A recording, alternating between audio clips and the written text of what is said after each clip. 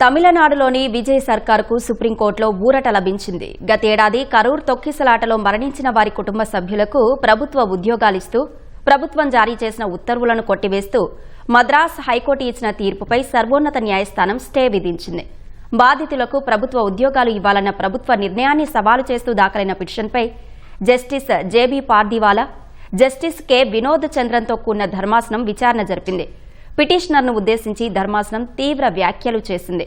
ఒక కుటుంబంలో సంపాదించే ఏకైక వ్యక్తి దుర్ఘటనలో ప్రాణాలు కోల్పోతే ఆ కుటుంబంలోని కుమారుడు లేదా కుమార్తెకు ప్రభుత్వం ఉపాధి కల్పించకూడదా అని పిటిషనర్ను ప్రశ్నించింది.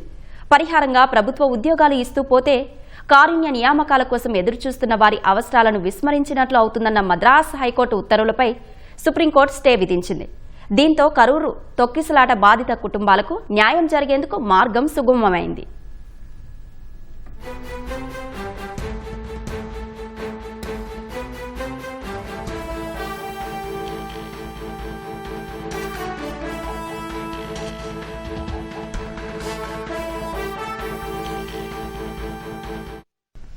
తమిళనాడులోని విజయ్ సర్కార్కు సుప్రీంకోర్టులో ఊరట లభించింది.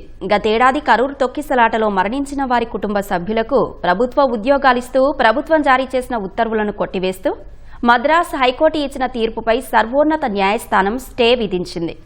బాధితులకు ప్రభుత్వ ఉద్యోగాలు ఇవ్వాలన్న ప్రభుత్వ నిర్ణయాన్ని సవాలు చేస్తూ దాఖలైన పిటిషన్పై justice JB Pardiwala, justice K Vinod చంద్రన్తో కూడిన ధర్మాసనం విచారణ జరిపింది.